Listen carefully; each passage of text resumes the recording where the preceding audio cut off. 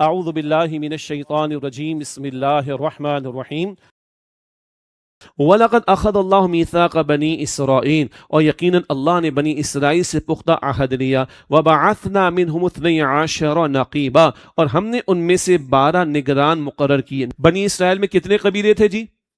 تو 12 کا الگ الگ انتظام کرنا تھا نا، اس تعلق سے فرمایا جا رہا ہے وَبَعَثْنَا مِنْهُمُ اثْنَيْ عَشَرَ نَقِيبًا اور ہم نے ان میں سے 12 نگران مقرر کیے، نقیب۔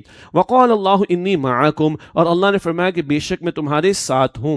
لَإِنْ أَقَمْتُمُ الصَّلَاةَ وَآتَيْتُمُ الزَّكَاةَ وَآمَنْتُمْ بِرُسُلِي وَعَزَّرْتُمُوهُمْ اگر تم نماز قائم کرتے رہے اور زکوٰۃ ادا کرتے رہے اور میرے رسولوں پر ایمان لائے اور تعظیم کے ساتھ تم نے ان کی نصرت بھی کی، وَأَقْرَضْتُمُ اللَّهَ قَرْضًا حَسَنًا اور اللہ کو قرض حسن دیتے رہے، مراد اللہ کے دین کے لیے خرچ کرنا، لَأُكَفِّرَنَّ عَنْكُمْ سَيِّئَاتِكُمْ تو میں ضرور تم سے تمہاری برائیاں دور کر دوں گا۔ یہ سب کام کرو، پیغمبر کا ساتھ دو، ان کے مشن میں شریک ہو، میں تمہاری برائیاں دور کر دوں گا۔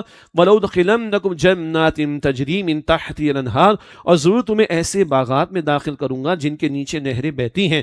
فَمَنْ كَفَرَ بَعْدَ ذَلِكَ مِنْكُمْ فَقَدْ ضَلَّ سَوَاءَ السَّبِيلِ پھر تم میں سے جس نے اس کے بعد کفر کیا تو یقیناً وہ سیدھے راستے سے بھٹک گیا۔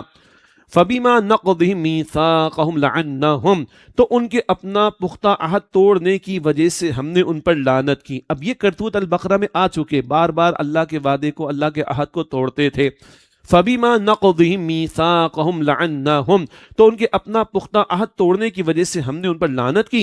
وَجَعَلْنَا قُلُوبَهُمْ قَاسِيَةً اور ہم نے ان کے دلوں کو سخت بنا دیا، جب یہ حرکتیں کی تو دل سخت بنا دیے گئے۔ يُحَرِّفُونَ الْكَلِمَ عَن مَّوَاضِعِهِ وہ کتاب الہی کے کلمات کو ان کے اصل موقع محل سے بدل دیتے ہیں، زبان مروڑ کر الفاظ بدل دینا۔ وَنَسُوا حَظًّا مِّمَّا ذُكِّرُوا بِهِ اور جس بات کی انہیں نصیحت کی گئی تھی انہوں نے اس میں سے ایک بڑا حصہ بھلا دیا۔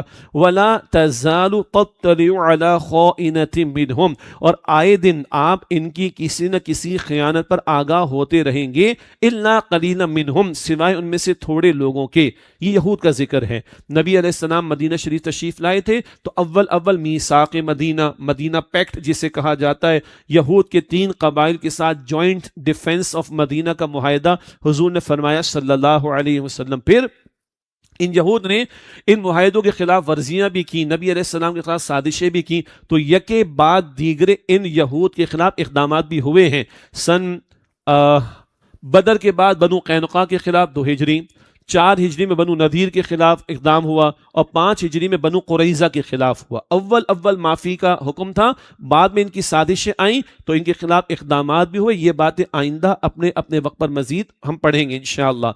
وَلَا تَزَالُ تَطَّلِعُ عَلَىٰ خَائِنَةٍ مِّنْهُمْ اور آئے دن آپ ان کی کسی نہ کسی خیانت پر آگاہ ہوتے رہیں گے، إِلَّا قَلِيلًا مِّنْهُمْ سوائے ان میں سے تھوڑے لوگوں کے۔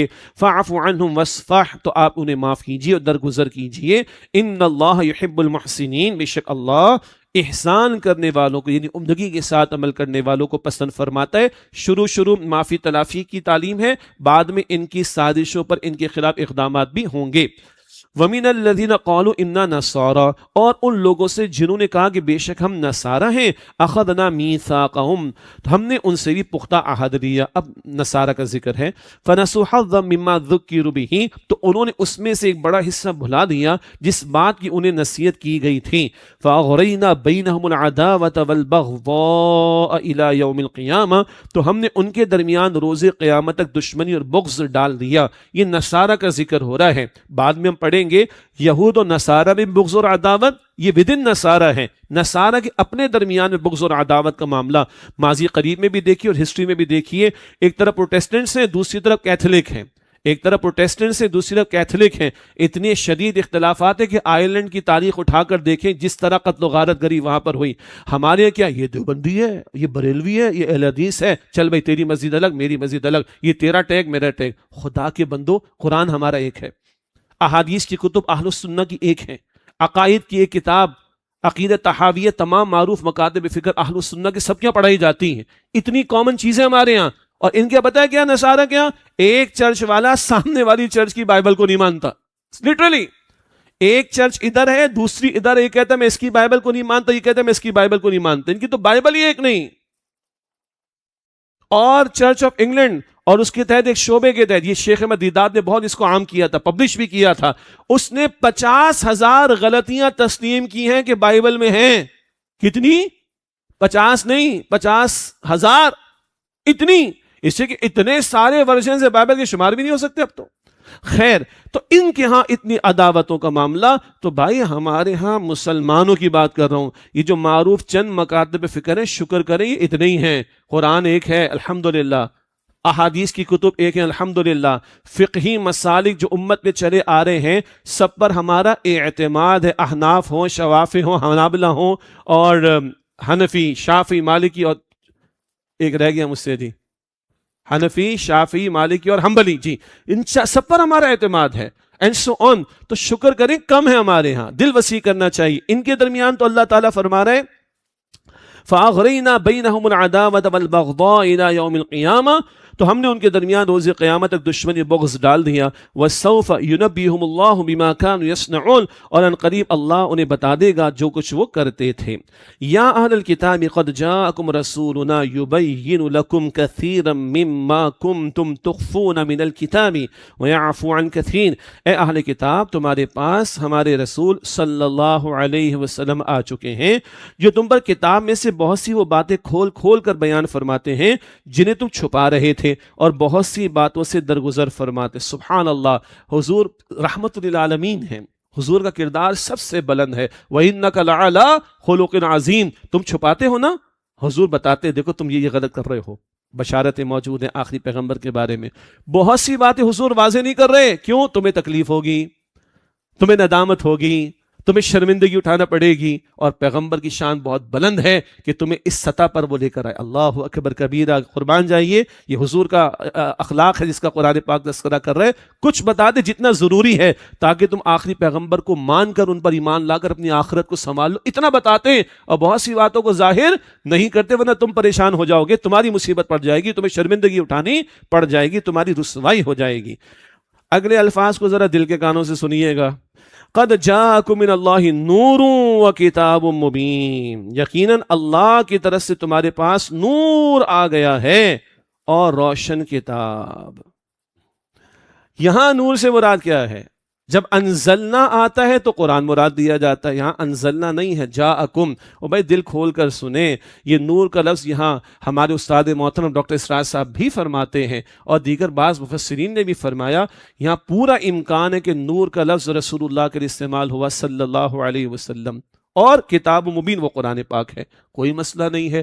ہم آئیں گے سورہ نور میں، جب انشاءاللہ 18واں پارہ سورہ نور میں آئیں گے تو نور کا ذکر آئے گا، اس کے ذیل میں اشارہ کر رہا ہوں، فجر کی 2 سنتیں ادا کر کے نبی علیہ السلام فرض ادا کرنے مسجد کی طرف جاتے تو نور کی دعائیں مانگتے ہوئے جاتے، اور ایک دعا پتہ ہے کیا ہے؟ اللہم اجعلنی نورا، اے اللہ مجھے نور بنا دیں۔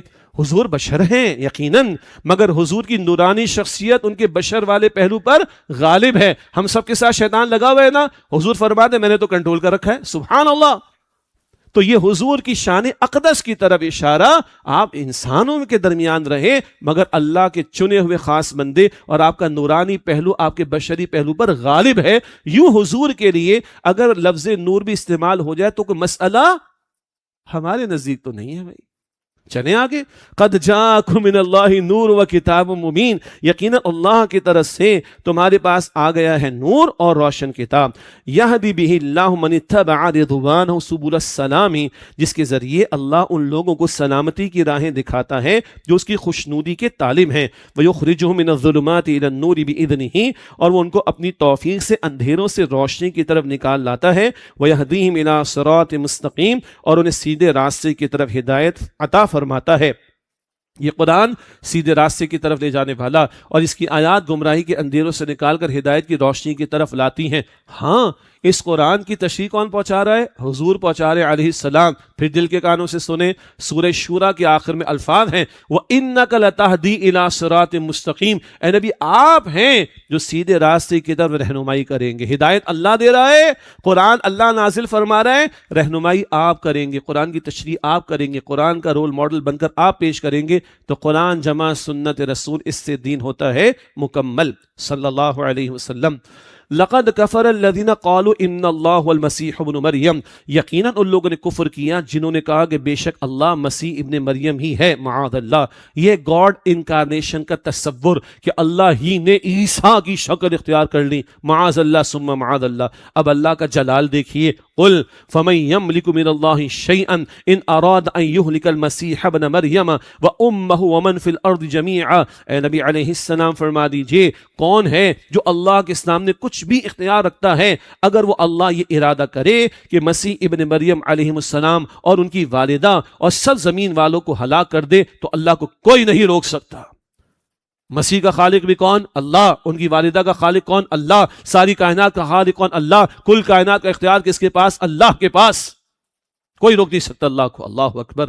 وَلِلَّهِ مُلْكُ السَّمَاوَاتِ وَالْأَرْضِ وَمَا بَيْنَهُمَا، اور اللہ ہی کے لیے ہے آسمانوں و زمینوں کی بادشاہت اور اس کی بھی جو کچھ ان دونوں کے درمیان ہے۔ یخلق ما یشاء، وہ جو چاہتا ہے پیدا فرماتا ہے۔ واللہ علی کل شیء قدیر، اور اللہ ہر چیز پر قدرت رکھنے والا ہے۔ اب ان لوگوں کی خوش فہمی، وشفل تھنکنگ، چہیتے ہونے کے دعووں کا تصور بتایا جا رہا ہے۔ وقالت اليہود والنصارى نحن ابناء اللہ واحباؤہ، اور یہود و نصارہ نے کہا کہ ہم اللہ کے بیٹے ہیں، مراد اس کے بیٹوں کی طرح ہیں اور اس کے بڑے محبوب ہیں۔ We are the chosen people of Lord. We are the beloved of Allah سبحانہ و تعالی۔ ہم تو چنے ہوئے ہیں اللہ کے محبوب، اللہ کے چہیتے، اللہ کے بیٹوں کی طرح۔ یہود بھی کہہ رہے ہیں اور نصارہ بھی۔ آج چہیتے ہونے کا اقرار اور دعویٰ کون کرتا ہے؟ ہم۔ اچھا، ان کے بارے میں اللہ کا تبصرہ سنیے۔ یہ تو کہہ رہے ہیں ہم تو اللہ کے بیٹوں کی طرح چہیتے ہیں، یہود بھی نصارہ بھی۔ قل فلم یعذبکم بذنوبکم، اے نبی علیہ السلام فرما دیجئے پھر کیوں وہ اللہ تمہیں تمہارے گناہوں کی وجہ سے عذاب دیتا ہے؟ بل انتم بشر ممن خلق، بلکہ تم بھی بشر ہو اس مخلوق میں سے جسے اللہ نے پیدا فرمایا۔ نہ کوئی خواہ اللہ کا چہیتا ہے، نہ خواہ اللہ کو کسی سے نفرت ہے۔ ہاں، اس نے کتاب دی ہوتی ہے، پیغمبر کو بھیجا ہوتا ہے، کتاب کو تھامو، پیغمبر کو تھامو، مشن کو تھامو، اللہ کے محبوب بنو۔ کتاب فراموش، پیغمبر کا مشن فراموش، آگے آئے گا بعد میں، تو پھر تو اللہ کی طرف سے ذلت اور رسوائی کا فیصلہ ہوگا۔ آج ہم کہتے ہیں ہم چہیتے ہیں، یس ہم خیر امت ہیں، کوئی شک نہیں، ہم نے پڑھا، مگر ذمہ داری کے ساتھ ہے نا۔ اور آج جو ہمارا حال ہے اس دنیا کے اندر، خیر امت کا یہ حال ہونا چاہیے۔ یہ پٹائیاں کیوں ہو رہی ہیں؟ یہ لاشیں کیوں گر رہے ہیں ہمارے؟ یہ مظلومی کی کیفیت کیوں ہے؟ یہ کارنر ہم کیوں کر دیے گئے ہیں؟ غور کرنا چاہیے اس کے بارے میں۔ اور بھائی بی سیریس، پریویلیج ہے رسپانسبلٹی کے ساتھ، مقام ہے ذمہ داری کے ساتھ، منصب ملا، منصب کے تقاضے پورے کرو، اللہ کی رحمت کے مستحق بنو گے۔ بار بار یہ موضوعات قرآن پاک میں آ رہے ہیں۔ فرمایا بل انتم بشر ممن خلق، بلکہ تم بھی بشر ہو اس مخلوق میں سے جسے اللہ نے پیدا فرمایا۔ یغفر لمن یشاء ویعذب من یشاء، وہ اللہ جسے چاہے گا معاف فرما دے گا اور جسے چاہے گا عذاب دے گا۔